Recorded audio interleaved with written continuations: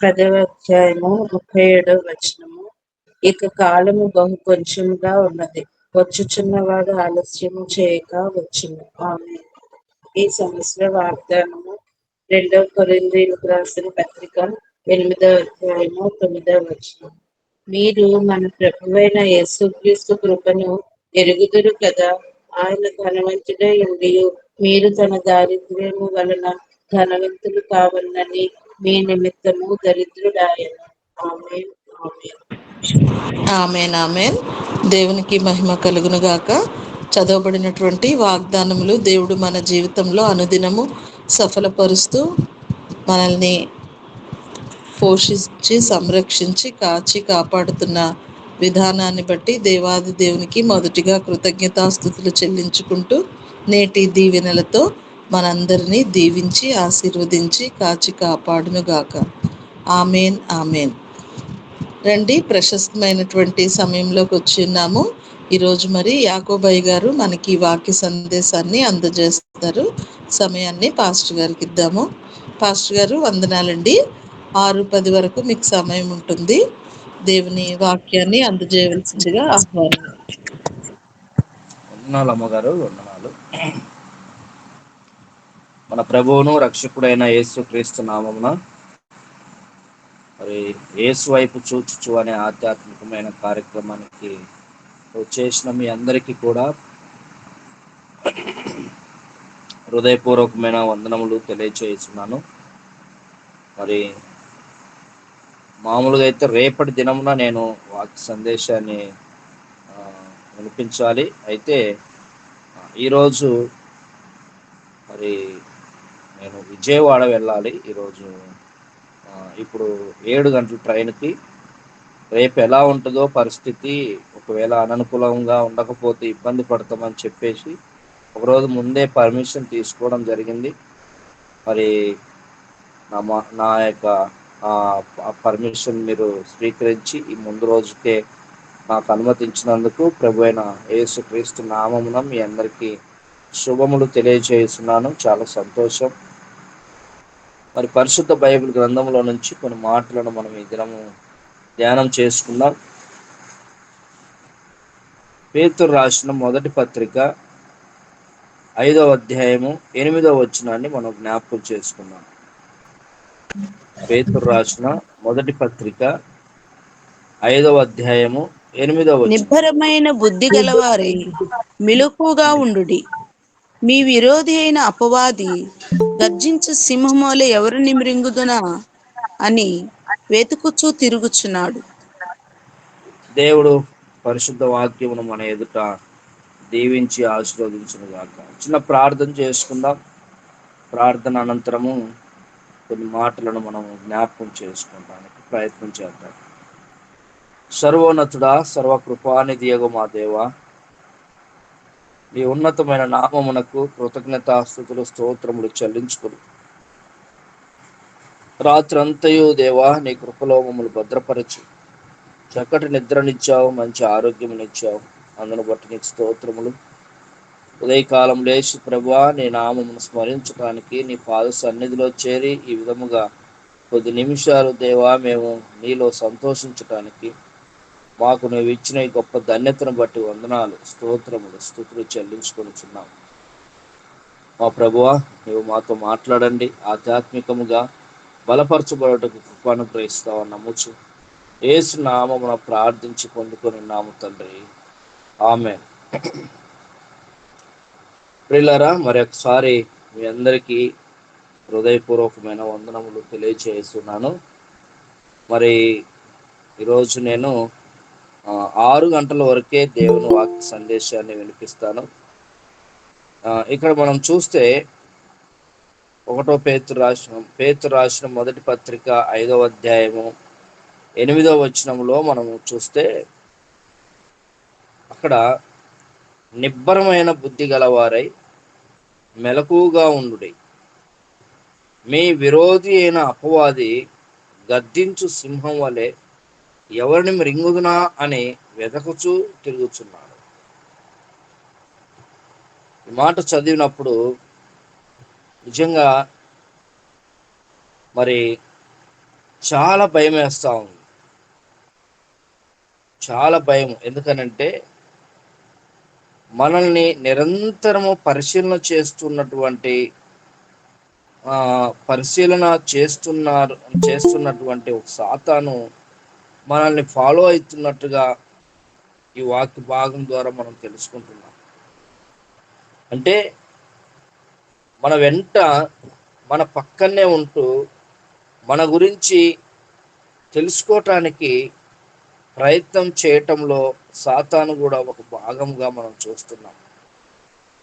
ఇక్కడ ఏమనుందనంటే, మీ విరోధి అయిన అపవాది గద్దించు సింహం వలె ఎవరిని మృంగుదునా అని వెతుకుతూ ఉంటుంది. అది వెతుకుతూ ఉందండి. నిరంతరము వెతుకుతూ ఉంది.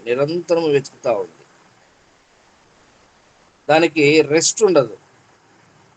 అమ్మా, ఇంకా నేను అలసిపోయాను, ఈరోజు నేను తిరగలేనులే, ఇంకా రేపు తిరుగుదాం, రేపు చూద్దాంలే నేనంతూ, ఈ రోజు వరకు వదిలేద్దాం అని చెప్పి కనీసం రోజుకు 2 నిమిషాలు కూడా అది వదిలిపెట్టదు. సాతాను యొక్క ప్రాముఖ్యమైన లక్షణం ఏంటి అని అంటే, మనల్ని తన వైపుకు త్రిప్పుకోవటానికి, తన వైపుకు మళ్లించుకోవటానికి, మరి ఒక మంచి ఆత్మీయ జీవితంలో నుంచి త్రోసివేయటానికి అది తన నోరు తెరుచుకొని నిరంతరము మన మీద మరి అది వెతుకుతూ ఉన్నట్టుగా, నిరంతరము మన మీద పెత్తనం చేయటానికి ప్రయాసపడుతున్నట్టుగా మనం చూస్తున్నామండి. ప్రియులారా, ఎందుకు ఈ మాటలు నేను ఈ దినము తీసుకున్నాను అనంటే, సాతానులో ఉన్న ప్రధానమైన లక్షణం ఏంటి అనంటే, ఎవరిని సాతాను శోధించాలని, ఎవరిని సాతాను మరి ఇబ్బంది పెట్టాలని ప్రయత్నం చేస్తుంది అనంటే, మొట్టమొదటిగా మనం తెలుసుకోవాల్సిన విషయం ఏంటనంటే, సాతాను ఎక్కడ ఉంటుంది, అది ఎక్కడ పని చేయాలని ప్రయత్నం చేస్తుంది అనంటే, ఎక్కడైతే సంఘం ఉంటుందో, ఎక్కడైతే దేవుణ్ణి ఆరాధిస్తుంటారో, ఎక్కడైతే దేవునికి మహిమ చెల్లింపబడుతుందో, ఎక్కడైతే ఆత్మీయ జీవితంలో బాగా ఉజ్జీవంగా ముందుకెళ్తూ ఉంటారో, సాతాను అక్కడికి రావటానికి శత విధాలుగా ప్రయత్నం చేస్తుందండి.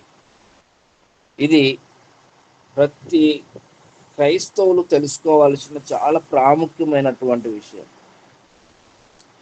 సాతాను ఎక్కడ, అది దాని యొక్క ప్రణాళిక, దాని యొక్క ఆలోచన మొట్టమొదటిగా ఎక్కడ ఉంటుంది అని అంటే, అది ఎక్కడో మళ్ళీ అల్లర్లు చేసే కాడ ఉండదండి. ఎక్కడో చీకటి స్థలాల్లో సాతాను ఉండదు. అది అపవాది ఎక్కడుంటుంది అని అంటే, ఎక్కడైతే దేవుణ్ణి మహిమపరుస్తూ ఉంటారో, ఆధ్యాత్మికముగా అభివృద్ధి చెందుతూ, దేవునిలో బలపరచబడుతూ, మరి నిరంతరము దేవుణ్ణి స్తుతిస్తూ ఉంటారో, అక్కడనే సాతాను మరి కుర్చీ వేసుకొని కూర్చుంటుందని చెప్పి మనం చూడవచ్చు. ఎందుకనంటే, ఎలాగైనా ఇప్పుడు చీకటిలో ఉన్నవారు సాతాను వశం వారు, అల్లర్లు చేసేవారు సాతాను యొక్క పరిధిలో ఉన్నవారు, వీళ్ళంతా ఎలాగైనా నావారే. కానీ ఇదిగో ఇక్కడ ఆరాధన చేస్తున్నారు కదా, ఇక్కడ దేవుణ్ణి ప్రార్థిస్తున్నారు కదా, దేవునిలో ఉంటున్నారు కదా, వీళ్ళందరినీ నా వైపుకు త్రిప్పుకోవాలి, నా వైపుకు మళ్లించుకోవాలి, నా ఖాతాలో జమ చేసుకోవాలి అని చెప్పి అది శత విధాలుగా ప్రయత్నం చేస్తూ ఉంటుంది.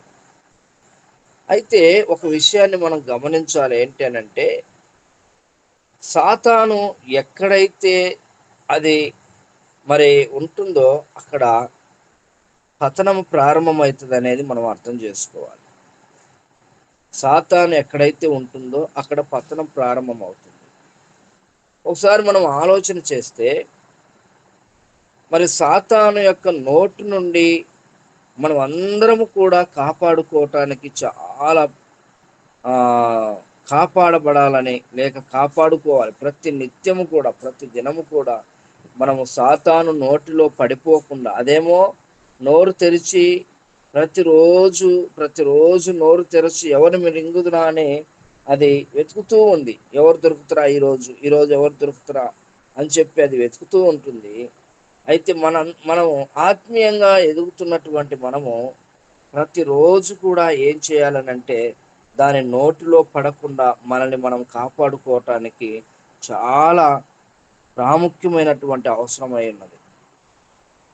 ఇక్కడ మనం చూస్తే ఆది కాలమందే మరి ఆదాము హవ్వలను సాతాను మృంగేసినట్టుగా మనం చూస్తామండి. ఆది కాలంలోనే సాతాను ఆదామును హవ్వలను వారిరువురిని మృంగేసినట్టుగా మనం చూస్తున్నాం. ఇక్కడ దేవుడు నోరు తెరిస్తే సృష్టి ఏర్పరచబడింది. చాలా బాగా మనం ఆలోచన చేయాలి. దేవుడు నోరు తెరిచి ఆయన ఆకాశమును కమ్ము అనగా ఆకాశము అయింది. భూమి కలుగును గాక అనగా భూమి కలిగిపోయింది. సూర్య చంద్ర నక్షత్రములు కలుగును గాక అనగా ఆయన నోటి నుండి ఏ వాక్ అయితే బయలుపరచబడుతుందో అవి కలుగును గాక అంటే కలిగిపోతా ఉన్నాయి. దేవుని నోటి నుండి వచ్చే ప్రతి మాట కూడా అది ఆశీర్వాదకరముగాను, అది దీవెనకరముగాను, అది ఉపయోగకరముగాను, అది మరి కలుగును గాక అంటే కలిగిపోయినట్టుగా మనం చూస్తున్నాం. అయితే సాతాను యొక్క నోటిలో నుండి ఏదైతే వస్తుందో అది కూలిపోవటానికి ప్రధానమైనట్టుగా మనం చూస్తున్నాం. చాలా బాగా మనం ఆలోచన చేయాలండి. సాతాను యొక్క నోటిలో నుండి వస్తుందో అది పతనానికి మార్గంగా ఉంటుంది, అది నాశనానికి మార్గంగా ఉంటుంది, అది నష్టానికి మార్గముగా ఉంటుంది, అది చాలా మరి నరకమునకు దారి తీసేదిగా ఉంటుంది.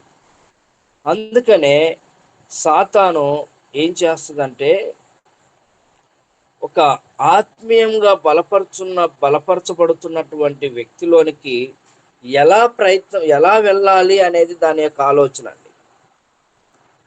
మనం చాలా గమనించాల్సిన విషయం ఏంటంటే, సాతాను ఒక ఆత్మీయంగా ఎదుగుతున్నటువంటి వారి మధ్యలోనికి ఎలా వెళ్ళాలి, ఏ విధంగా వెళ్ళాలి అనేది అది రేయింబగళ్ళు ఆలోచిస్తూ ఉంటుంది.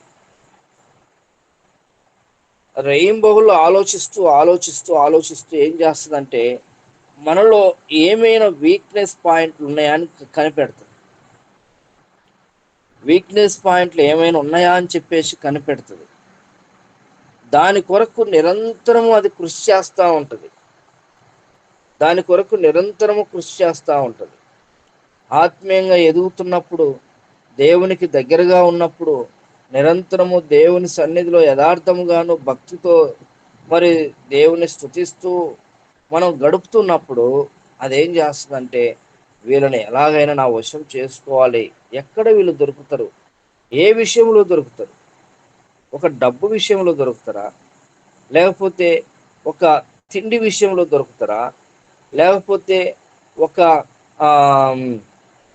ఏదైనా ఒక ఆశ జీవిగా ఉంటున్నాడా? లేక ఇలా రకరకాలుగా ఏ విషయంలో అయితే వీరు పడిపోతారో అనే ఆలోచనలతో అది ట్రై చేస్తూ ఉంటుంది. మన మీద ప్రయోగం చేస్తూ ఉంటుంది. అది ఎప్పటి వరకు చేస్తుంది అని అంటే, అది దాని యొక్క శక్తి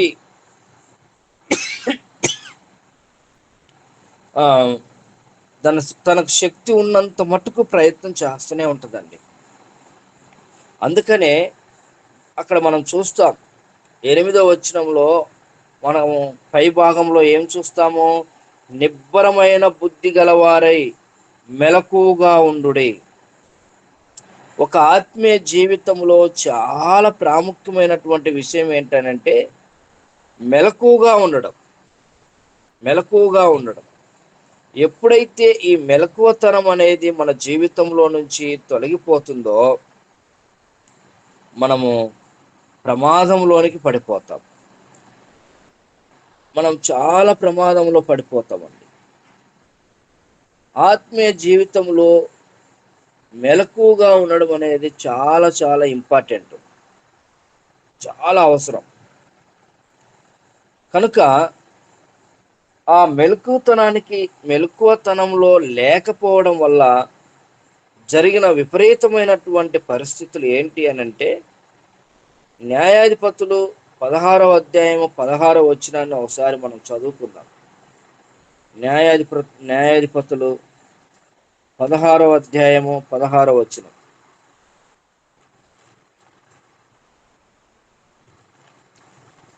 తీసిన వారు దయచేసి చదవండి. ఆమె అనుదినము మాటల చేత అతన్ని బాధించి తొందర పెట్టుచున్నందున అతడు ప్రాణము విసికి చావగోరెను. అది చూడండి, ఇక్కడ ఒక నోరు చేస్తున్నటువంటి పని ఏంటనంటే, ఆమె అనుదినమును మాటల చేత అతన్ని బాధించి తొందర పెట్టుచున్నందున, కేవలం నోటి మాటల ద్వారా ఒక బలాఢ్యుడు చావాలని విసిగిపోయినట్టుగా మనం చూస్తున్నాం.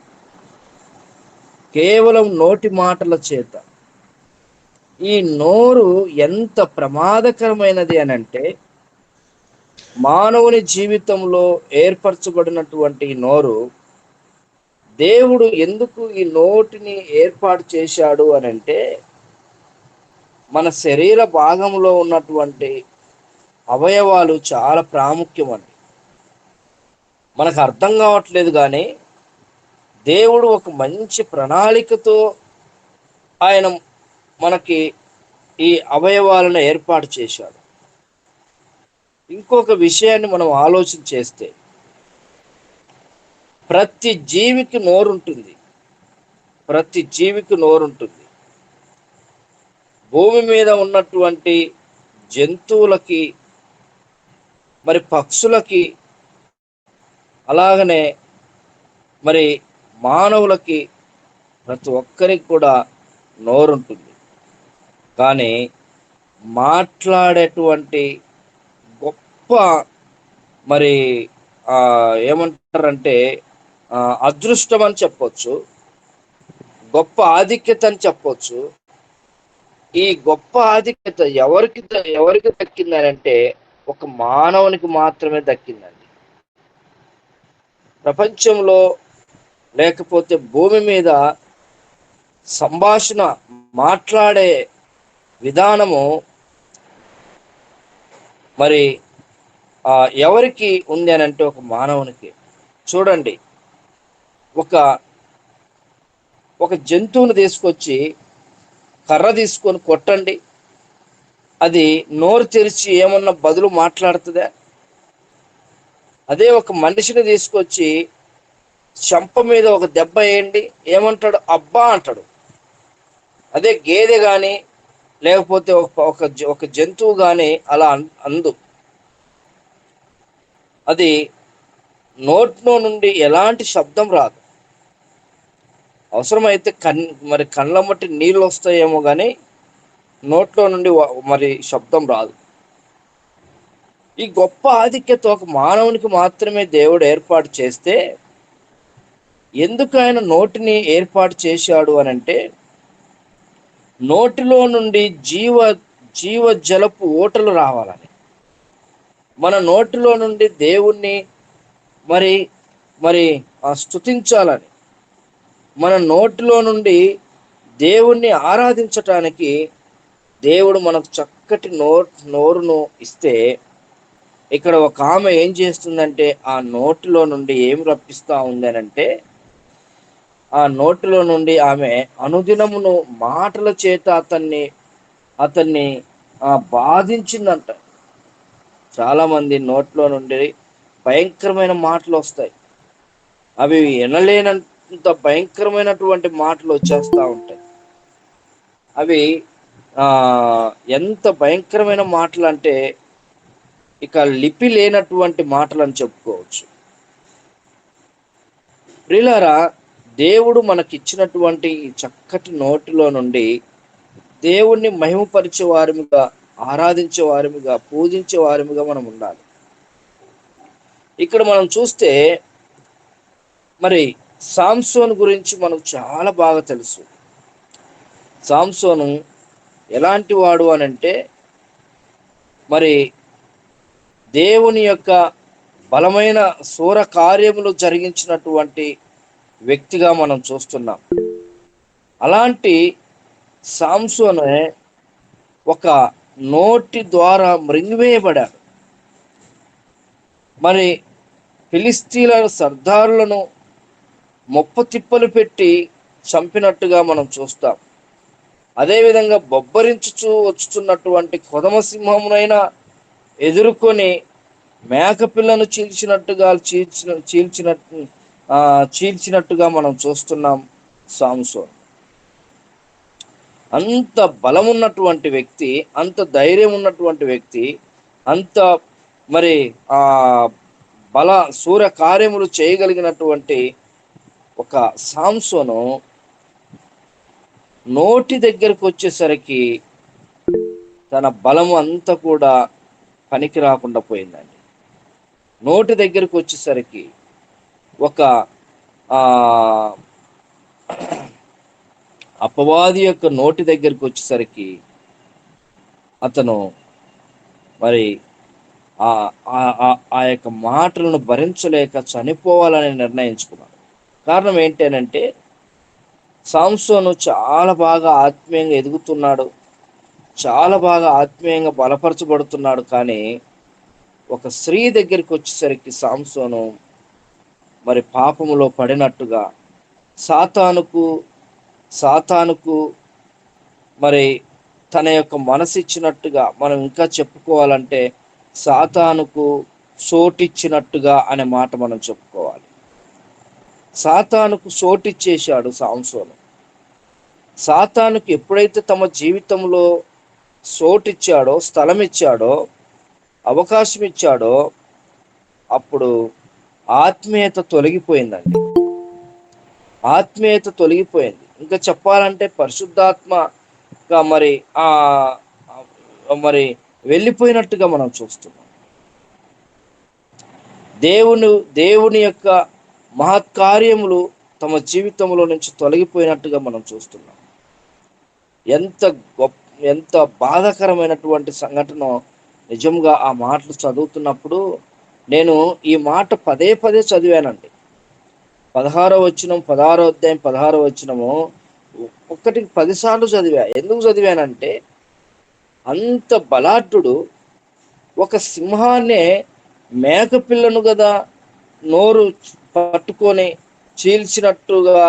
చీల్చినటువంటి ఒక వ్యక్తి ఒక మరి స్త్రీ దగ్గరికి వచ్చేసరికి ఆమె మాటలకు తనకెందుకు అంతగా మరి ప్రేరేపణ కలిగింది, అంతగా మరి చనిపోవాలని ఎందుకు అంత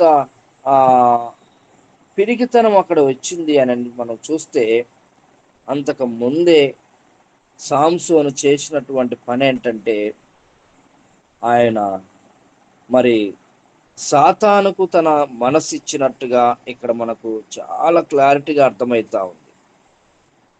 ఎప్పుడైతే సాతానుకు తమ జీవితాన్ని సమర్పించుకున్నాడో, ఇప్పుడు సాంసోను పరిధిలో లేడండి. సాంసోను తన పరిధిలో లేడు. ఇప్పుడు ఎవరి పరిధిలో ఉన్నాడు? సాతాను పరిధిలో ఉన్నాడు. ఒకప్పుడు మంచి ఆత్మీయుడేనండి, ఒకప్పుడు దేవుణ్ణి శక్తిని పొందుకున్నవాడేనండి, ఒకప్పుడు దేవునిలో ఆత్మీయంగా మరి అంచెలుగా ఎదుగుతున్నటువంటి వాడేనండి. ఎప్పుడైతే ఆ స్థితి నుండి ఇదిగో ఈ స్థితిలోనికి పడిపోయాడో, ఇప్పుడు తన పరిస్థితిలో ఆ వ్యక్తి లేనట్టుగా మనకు కనపడుతున్నాడు. కనుక ప్రియులారా, దేవుని బిడ్డలారా, అందుకనే దేవుడు ఒక మంచి మాటను తెలియజేస్తాడు. ఏంటనంటే, ఒకసారి మనము మరి లూకా సువార్తలోనికి మనం వెళ్ళిపోతే, లూకా సువార్త 22వ అధ్యాయము 31వ వచనంలో మనం చూస్తే, అక్కడ ఒక మంచి మాట మనం చూస్తాం. లూకాసు వార్త 22వ అధ్యాయము 31వ వచనం.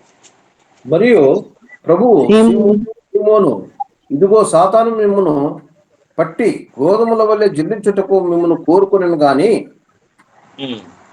నీ నమ్మిక తప్పిపోకుండానట్లు నేను నీ కొరకు వేడుకొంటిని. నీ మనస్సు తిరిగిన తర్వాత నీ సహోదరులను స్థిరపరచమని చెప్పాను. ఇక్కడ మనం చూస్తే సీమోను, ఇదిగో సాతాను మిమ్మును పట్టి గోధుమల వలె జల్లించుటకు మిమ్మును కోరుకునేను అనే మాట మనం చూస్తున్నాం. సాతాను మరి ఏం చేస్తుంది అని అంటే పట్టుకుంటుందండి. మనల్ని పట్టుకొని అదేం చేస్తుందంటే గోధుమల వల్లే జల్లించుటకు అది సిద్ధపడుతుంది. అందుకని సాతానుకు మనము తావియకూడదు, సాతానుకు మనం సమయం ఇవ్వకూడదు, సాతానుకు మనము అవకాశం ఇవ్వకూడదు.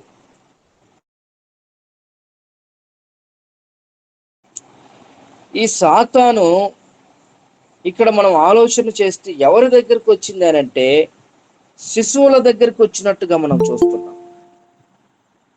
అక్కడ మరి ఇస్కరియోతు యూదాను మనం పై వచనాల్లో మనం చూస్తే ఇస్కరియోతు యూదాలో సాతాను జ్వరబడెను అనే మాట మనం చూస్తాం. ఇస్కరియోతు యూదాలో సాతాను జ్వరబట్టడానికి ఎక్కడున్నాడు ఆయన? ఇస్కరియోతు యూదా ఎక్కడున్నాడు? యేసు ప్రభు వెంటనే ఉన్నాడు, యేసు ప్రభు పక్కనే ఉన్నాడు, ఆయనతోటి తిరుగుతున్నాడు, ఆయనతోటి అద్భుతాలు చూడగలుగుతున్నాడు, ఆయనతోటి కలిసి మరి ఉంటున్నటువంటి వ్యక్తిలో, అంత పక్కన ఉంటున్నటువంటి వ్యక్తిలో ఏం జరిగిందనంటే మరి సాతాను ప్రవేశించినట్టుగా మనం చూస్తున్నాం.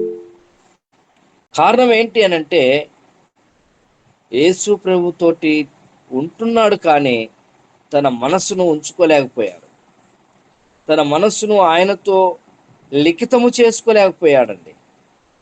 దేని వైపు కంటే మరి అదిగో డబ్బు వైపుకు తన మనస్సు తిప్పుకోవడం వల్ల ఒక మంచి ఆత్మీయ సహవాసంలో నుంచి తొలగిపోయి సాతాను వశంలో పడిపోయినట్టుగా మనం చూస్తున్నాం. అందుకనే దేవుని బిడ్డలారా, దేవుని వాక్యాన్ని వింటున్న మనము మెలకుగా ఉండడం అనేది వెరీ ఇంపార్టెంట్. ఎక్కడైనా సరే, ఎప్పుడైనా సరే, ఏ ప్రాంతానికి వెళుతున్నా సరే, ఏ ప్రదేశంలో ఉంటున్నా సరే, ఎలాంటి వాతావరణంలో మనం జీవిస్తున్నా సరే, మనము ఆత్మీయ జీవితంలో మెలకుగా ఉండడము చాలా ప్రాముఖ్యము.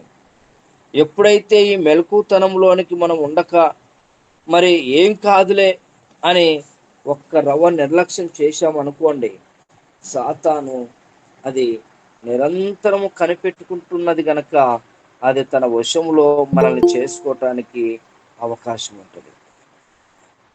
కనుక మనము దేవుని సన్నిధిలో దేవుని స్తుతిస్తూ ఆరాధిస్తూ మహిమపరుస్తున్నటువంటి మనము మరి దేవుణ్ణి మన యొక్క నోటిలో నుండి దేవుణ్ణి నామమును స్మరిస్తూ ఉండాలి. సాతాను ఏం చేస్తుందంటే ఆత్మకు శోధన కలగజేస్తుంది. మన ఆత్మీయ జీవితానికి శోధన కలగజేయటానికి తన యొక్క పని. ఆ శోధనలో పడిపోకుండా మనము మెలకుగా ఉండి దేవుణ్ణి ప్రార్థించాలి. అందుకని శిశువులకు దేవుడు తెలియజేస్తాడు, మీరు శోధనలో పడిపోకుండా మెలకుగా ఉండి ప్రార్థన చేయండి అని అంటాడు. ఎప్పుడు మెలకుగా ఉండాలి? నిరంతరము మనం మెలకుగా ఉండాలి. ఎప్పుడు కూడా నిద్రపోయే స్థితిలో మనం ఉండకూడదు. ఎప్పుడు కూడా మనము నిర్లక్ష్యం వ్యవహరించకూడదు. కనుక ఇంకో మాట మనం చదువుకుంటే కీర్తనల గ్రంథం 37వ అధ్యాయంలో మనం చూస్తే, కీర్తనల గ్రంథం 37వ అధ్యాయము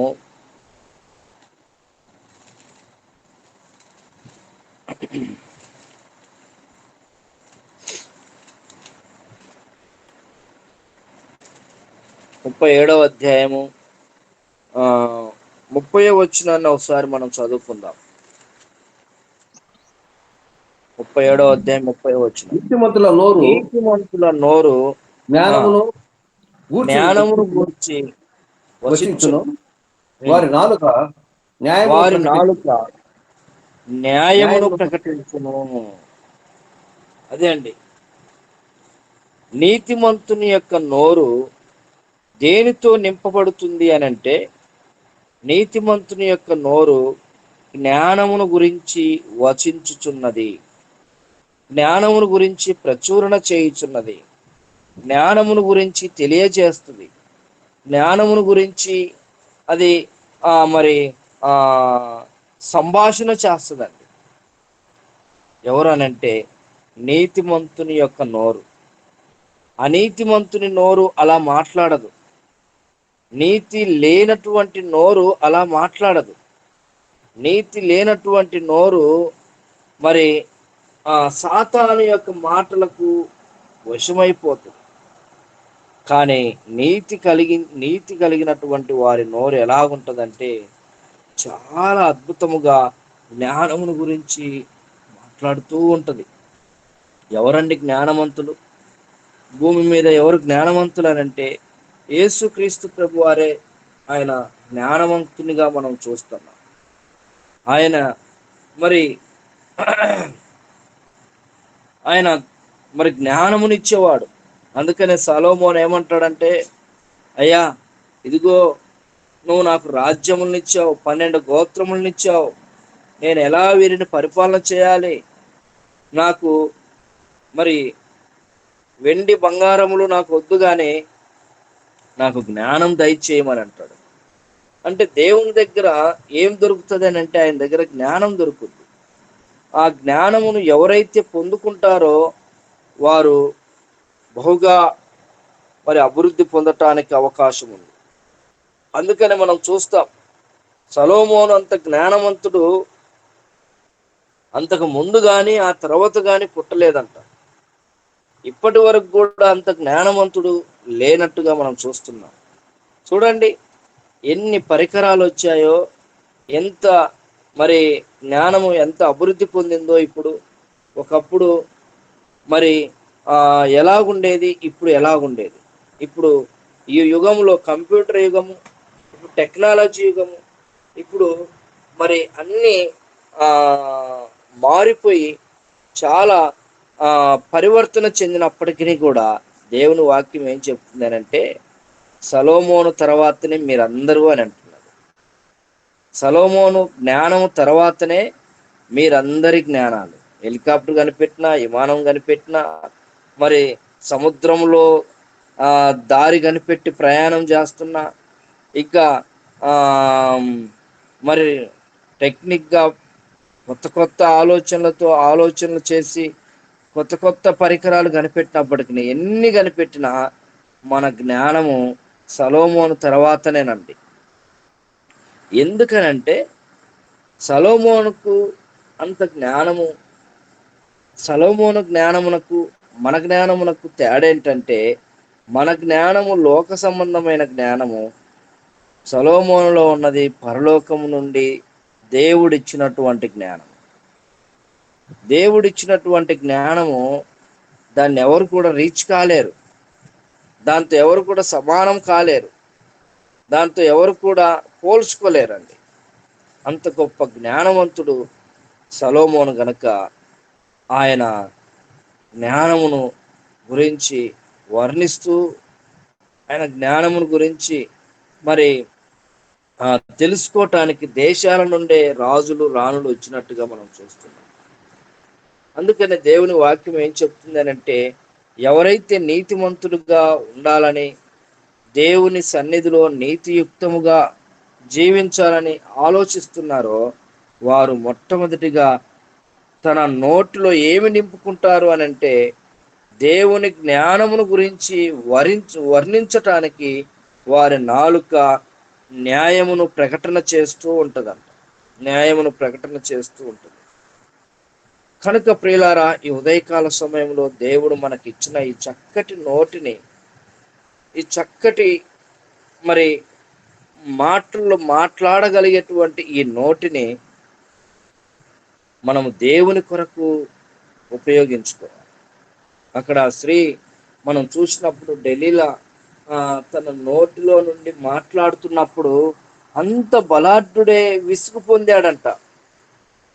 అంత బలాఢ్యుడే విసుగు పొందాడు, చనిపోవటానికి మరి సిద్ధపడినట్టుగా మనం చూస్తున్నాం.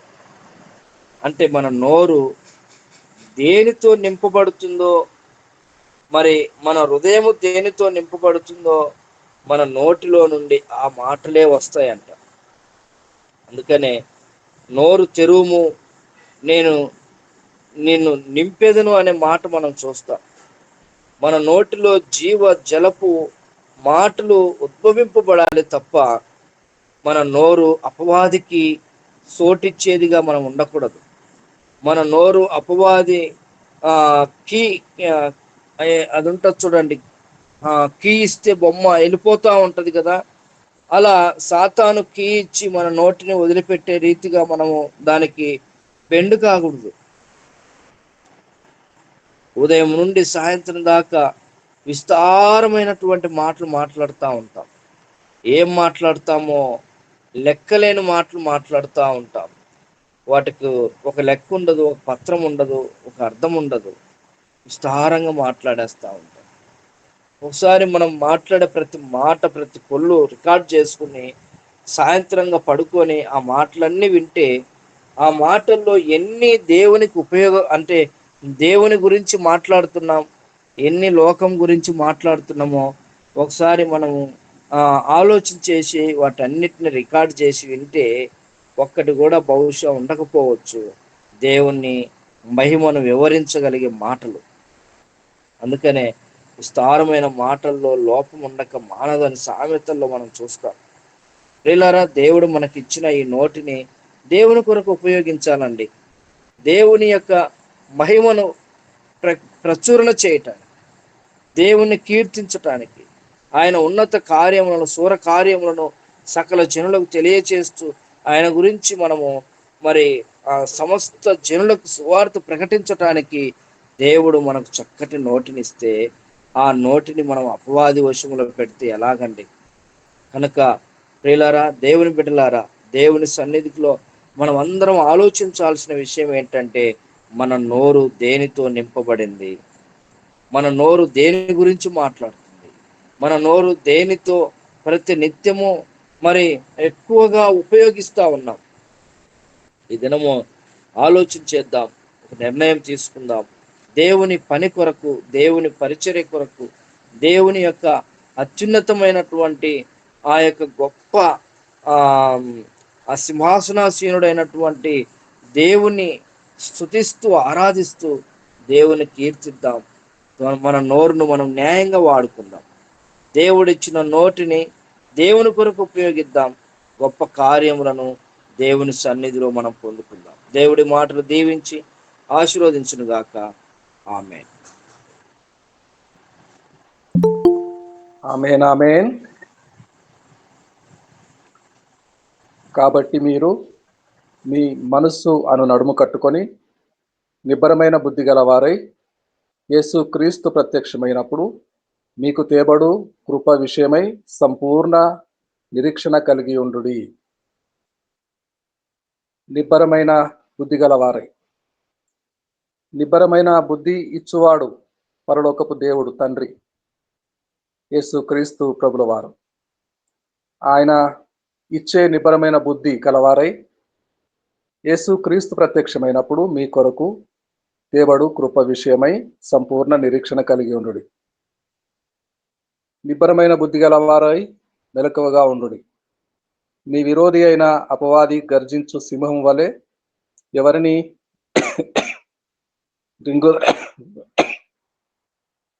మృంగుదునా అని వెతుకుచూ తిరుగుచున్నాడు. నాశనకరమైన గుంట, జిగురుగల దొంగ ఊబి, సులువుగా చిక్కులు పెట్టు పాపములు ఊరులు ఒడ్డుతుంటాడు. సంఘంలోనే ఉంటాడు. పరిశుద్ధులు ఎక్కడ ఉంటాడో వాడు కూడా ఉంటాడు, పరిశుద్ధమైన పని పాడు చేయటానికి. అవకాశం వచ్చిన అప్పుడు ప్రతిసారి అయితే కీర్తి కండూతి ద్వారాను, సంసోను పడిపోయినట్టుగా స్త్రీ ద్వారాను, యూదా డబ్బు సంచి మూట కలవాడై అప్పుడప్పుడు వీలు దొరికినప్పుడల్లా స్వామి కార్యమే కాకుండా తన స్వకార్యమును జరుపుకొని వాడై, యేసయ్య కార్యమును, యేసయ్య పని పాటల మీద ఉండవలసిన వాడు స్వకార్యమును జరుపుకొని వాడై, యూదా వలె డబ్బు విషయంలో, దేవుని సొమ్ము విషయంలో, సంసోను వలె స్త్రీ విషయంలో అహంకారము, గర్వము, ఎన్ని ఉదాహరణలైనా చెప్పుకోవచ్చు. హృదయమున గర్వించిన ఉజ్జియా, హృదయమున గర్వించిన రాజైన ఉజ్జియా ఎలా పతనమయ్యాడో ఆ విధంగా పతనమయ్యే అవకాశాలు కోకొల్లలు కోకొల్లలు కోకొల్లలు. ప్రియులారా, కాబట్టి మీరు నిబ్రమైన బుద్ధి గలవారై మెలకువగా ఉండుడి. మీ విరోధి సాతాను అదే పనిగా తిరుగులాడుచున్నాడు, వెతుకుచున్నాడు. ఎవరిని మింగుదునా అని గల విశ్వాసమును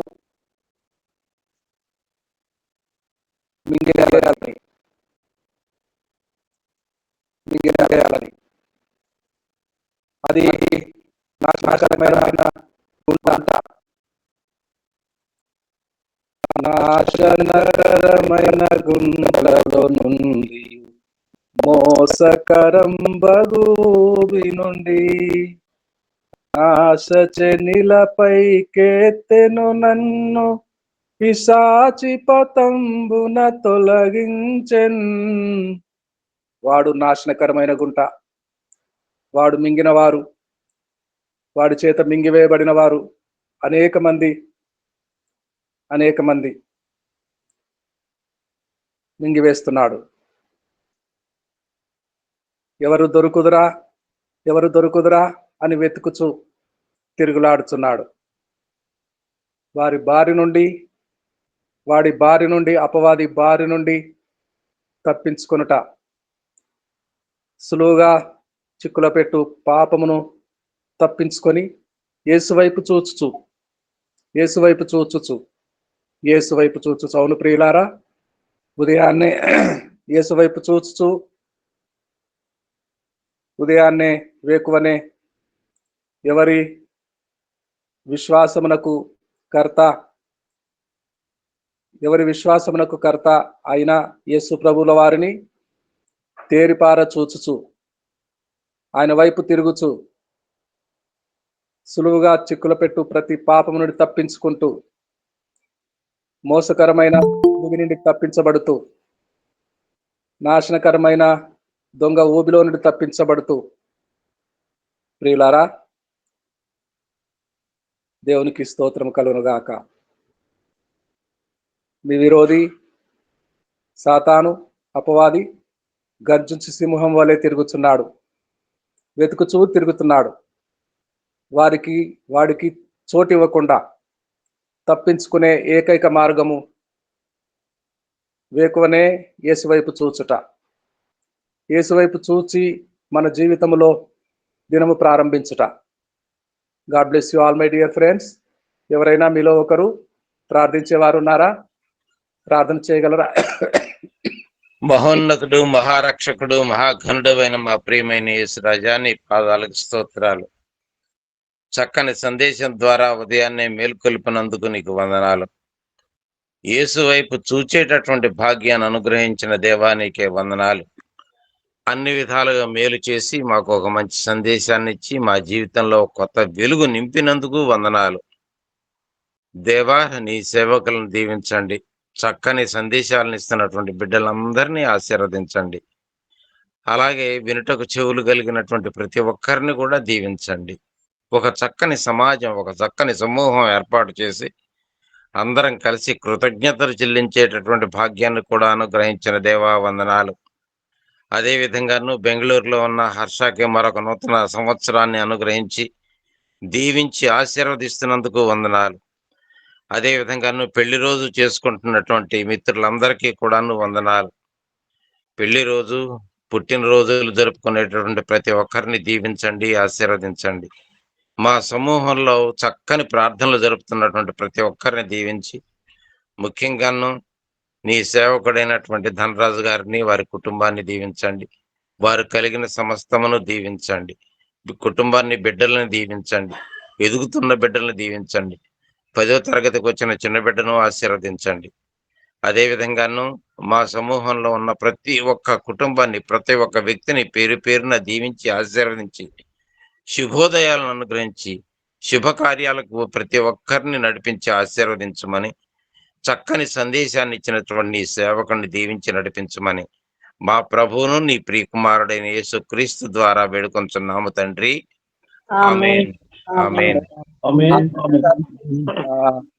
హర్ష పుట్టినరోజు సందర్భంగా మీకును హర్షకును జన్మదిన శుభాకాంక్షలు. ధన్యవాదాలు అయ్య గారు, ధన్యవాదాలు. God bless you. అలాగే పెళ్లి రోజులు జరుపుకుంటున్నా, వివాహ వార్షికోత్సవాలు జరుపుకుంటున్నా అందరికీ వందనాలండి. ప్రభు నేర్పిన ప్రార్థన ద్వారా తెలుగు సభ ముగించుకున్నామండి. పరలోకమందున్న మా తండ్రి, ఈ నామం పరిశుద్ధపరచబడును గాక. ఈ రాజ్యం వచ్చును గాక.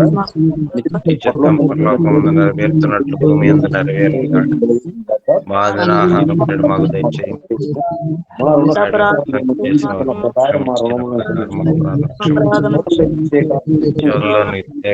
దుష్టుని తప్పించి రాజ్యము, బలము, మహిమ నిరంతరం నీవైనవి తండ్రి. ఆమేన్.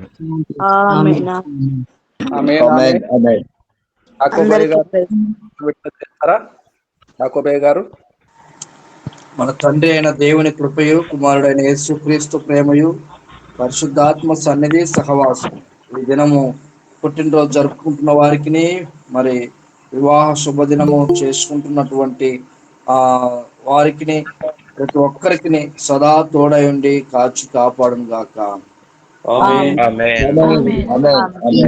అందరికీ వందనాలు సార్. పేరు పేరు వరుసన అందరికీ వందనాలండి.